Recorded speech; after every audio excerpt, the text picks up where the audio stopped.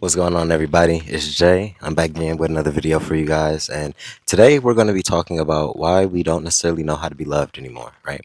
As a community, and I noticed that we have went through a lot of heartbreak, right? We've went through a lot of, just failed relationships in general, and it's caused us to become very guarded and just blocked off from love, in other words. So I'm going to be talking about the different dynamics and different things that we could be doing to heal and to potentially just work on our levels of emotional intelligence on this journey, because heartbreak is a very real thing and it messes with a lot of us, right? Even though we don't usually talk about it as much, even though we don't promote it as much, is something that I think every human goes through. So these conversations are needed.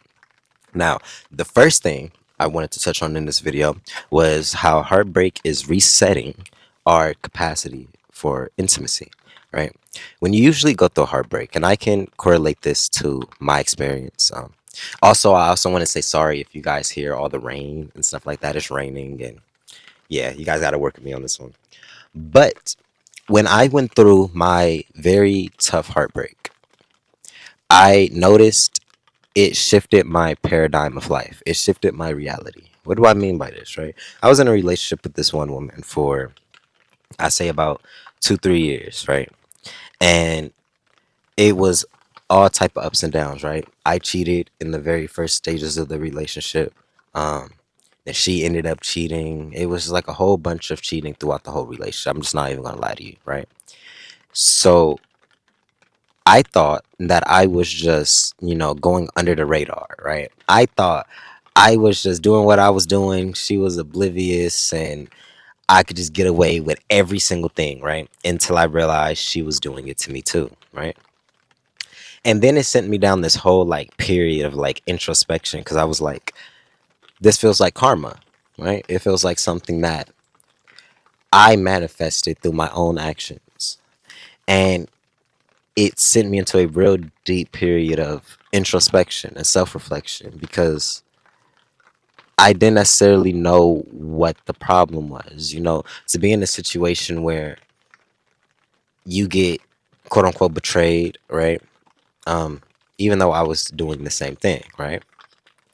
When you have a certain level of betrayal that comes over you and runs into your life, it breaks down the false ideas that you had about yourself. Like if you thought that like you were just him, you were untouchable in the facet of, certain relationship dynamics couldn't happen to you.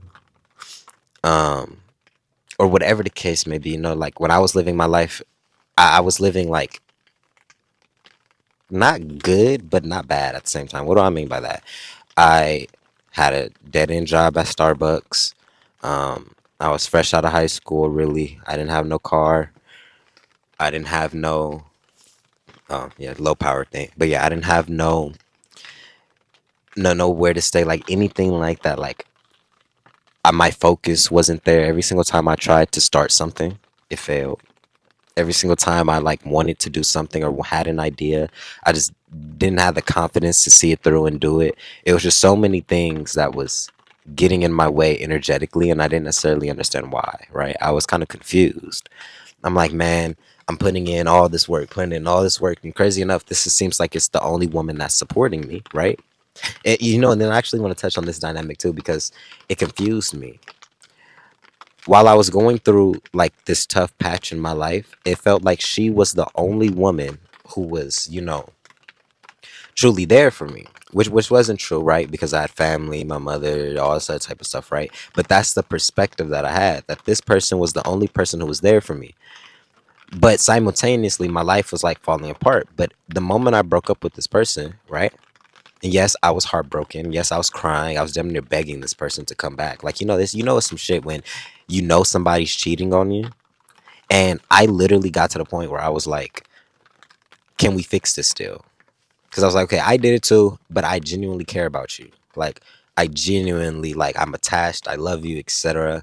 I think that this is something that we could work through. And that's what actually ended up having me tell her that I was, you know, I cheated. Because I, honestly speaking, now that I like thinking about it, I don't think she knew until I told her, right? And I think that also fucked her up, mentally as well. Because it was like 2, 3 years down the line. It's like, well, you did that years ago, and I just didn't know. It It was a lot.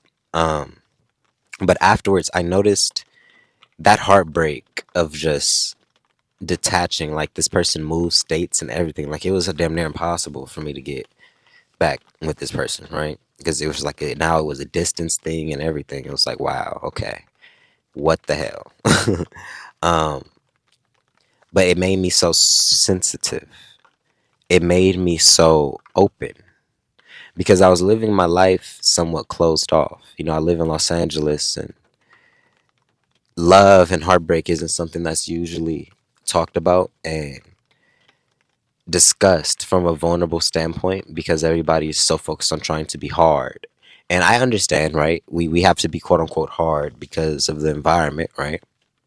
But there comes to a certain point where it's like those type of emotions were becoming overwhelming for me. It was becoming too much for me to handle. Um, so when it happened, I took like a complete shift, and I noticed there was so many avenues of me that I had blocked off because I was in a relationship, right? Um, I wasn't truly going after the things that I wanted. My vision was cloudy. My mind had fog.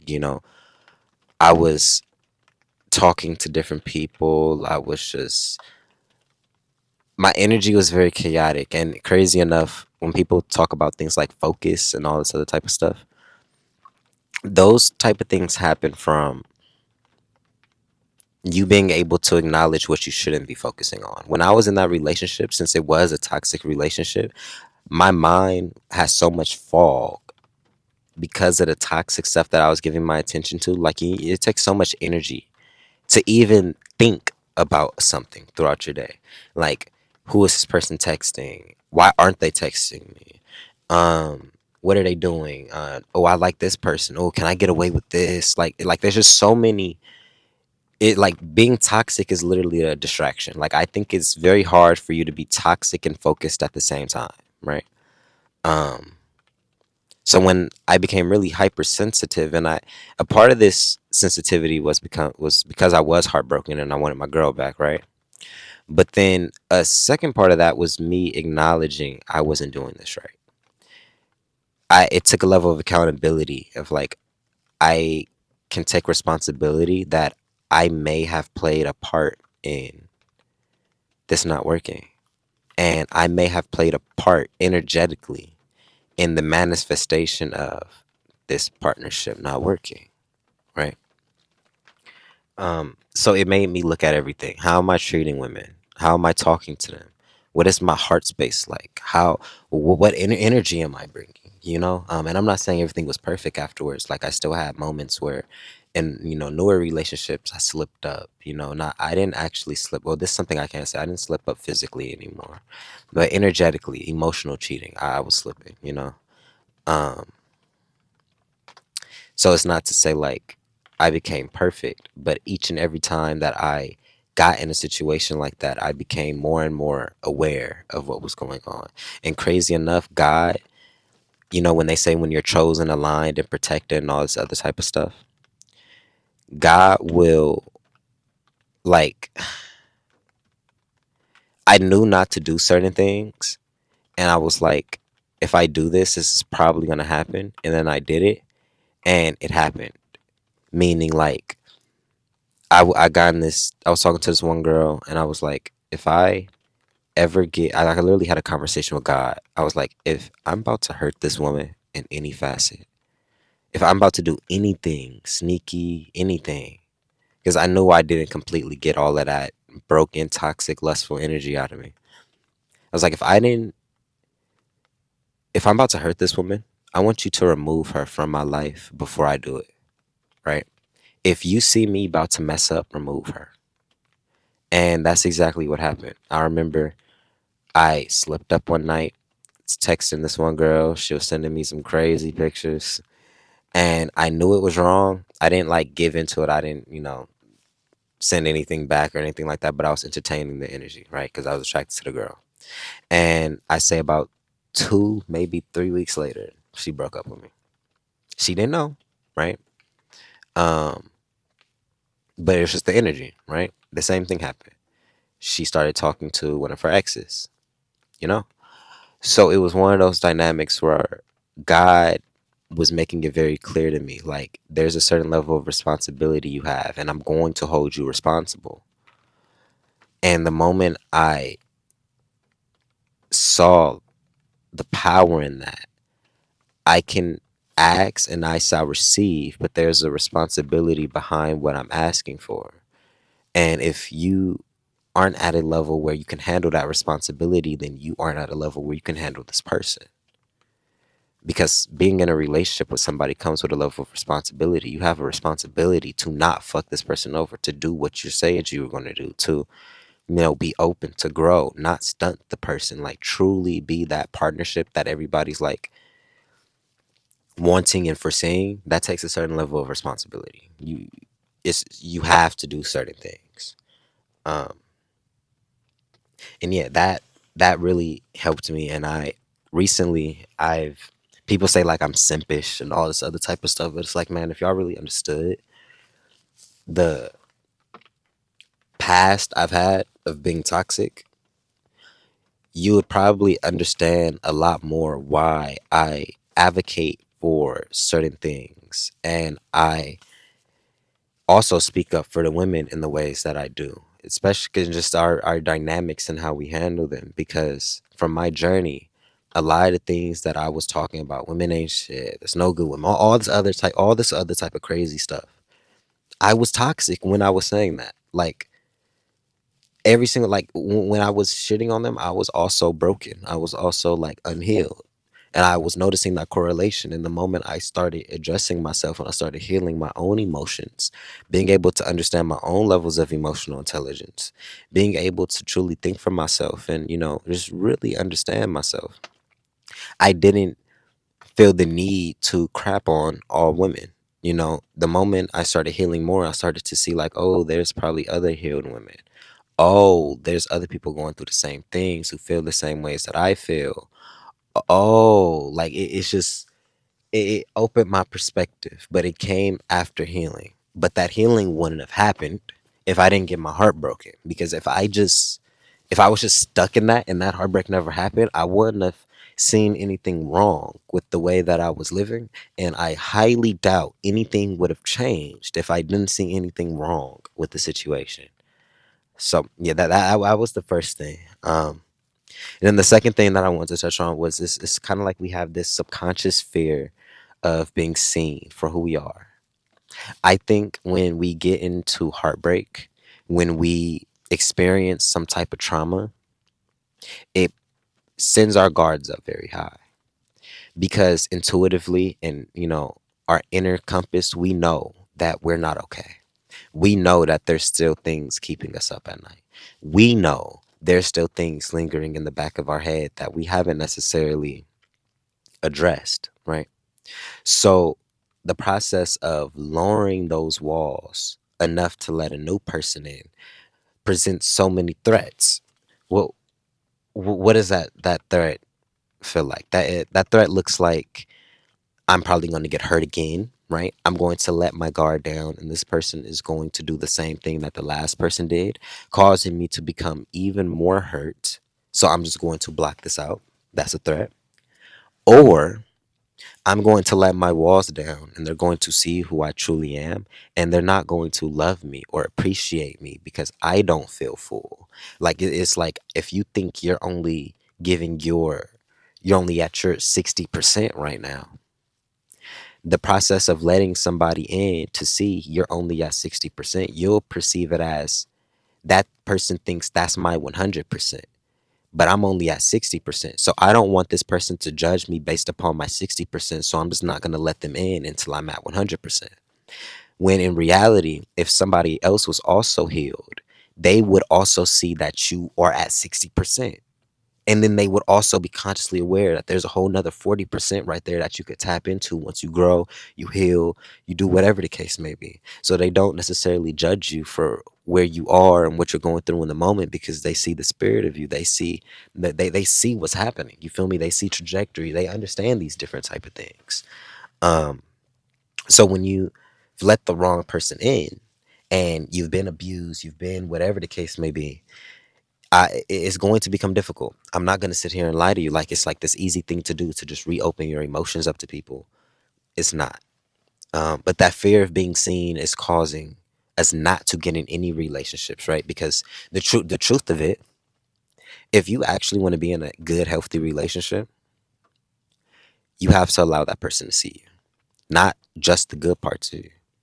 You have to allow that person to see the depths of the ugly, of the mess, the chaos, and everything, because that's truly who you are. That's the fully who you are. And allowing somebody to see who you are allows them to love the parts of you that actually needed love. A lot of times we hide or we guard our most sensitive parts because we're not sure of other people's capacity to love those parts, which in it counterintuitively keeps us stuck in certain patterns because certain areas you need love from the outside. You need the love of the world, of your family, of your friends, of your partner in order to heal, especially if it was an area that was broken because of partnership. You need a healthy example to come in and show you what was wrong, show you that you're probably a little bit unregulated. Um, and it's touchy doing that, right? Because a lot of people fake, a lot of people are liars, right? A lot of people aren't something that you necessarily want to attach yourself to. But if God does send that type of person into your life right after you've went through some type of heartbreak or some type of turmoil, to where they could have literally just been sent to show you a different perspective. You think all women or all dudes are a certain way until you run into a person who's the complete opposite. And once again, it opens your capacity for intimacy. That heartbreak, if you get shown a better example, it opens you up because now your standards raised. And I talk about this in some of my videos, being able to compare certain people. And I know this is like a comparison isn't always a good thing and you should never be comparing your partners, but there's always going to be a subconscious level of comparison happening, especially if you've experienced better. That's how you know where there's avenues for growth, right? For instance, if you've experienced somebody who was very nonchalant and just act like they didn't care, whatever the case may be, and then you go to the flip side where it just seems like they're just on it. They're just like the just instant attraction. They're just like very open and talking to you and making it clear that this is something that they want. You're able to compare the different ways that those situations made you feel. When I was getting treated a certain way with this nonchalant person, all of a sudden I was anxious, I was discouraged, I was just so many things that was counterproductive. But the moment I got around this person who was expressing their love for me, the moment I got around this person who was, just truly being themselves, I felt so much peace and I felt so much, just calmer. You're able to acknowledge you probably need to go towards the one that made you feel calmer. But it takes you, like what I've been saying, allowing yourself to heal and open yourself up to new relationships. Because if you're so guarded, you're never gonna get there. Your guards have to come down at a certain point. It has to. Um, and I think one of the last like real things I want to touch on, especially because it correlates to this last thing, is we like to test the people that we get in relationships with too much. Like recently, now I don't know if this is exactly what this woman was doing, right? But I had an inkling that this is what she was doing, and I think it backfired a little bit, right? I was talking to this one woman, and this is somebody that I can admit I probably bruised in the past. I ghosted, right? Um, but I came and I opened up and I explained myself. I was like, "This is what happened. If you're open to talk, here's my number. I'm not gonna force you to do anything, but I can acknowledge I made a mistake, right? In the facet of how I went about things, and I just want to make this a little bit right, you know? And I was coming with a very genuine energy because this was at least like 2 years after I ghosted her, right? So that there was a period of introspection and growth, like what I've been talking about. There was celibacy periods and everything. So I'm sitting there and I'm talking to this woman over the period of like I say about 2 3 months, right? And I'm noticing it feels like she's breadcrumbing situations, right? Like she doesn't know whether or not she can open up to me. So she's giving me like little tests to see how I respond, see what I do, see how I react, etc. Right? But what that ended up causing was, damn, it started raining super duper loud, you guys. That's probably like a good ambient sound or something like that. Hold on. Okay. I had to switch locations, even though that probably didn't make it very much better. But um I was talking like that was an energetic, interception. But it felt like she was breadcrumbing. It felt like she was testing my energy just to see what I did.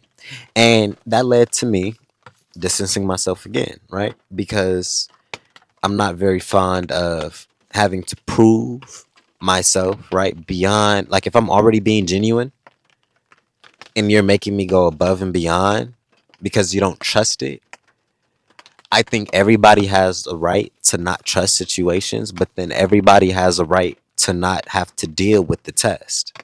You get what I'm saying? Like, they can choose to go along with the test and do because they know that this is what you're doing, but truthfully speaking, they don't have to.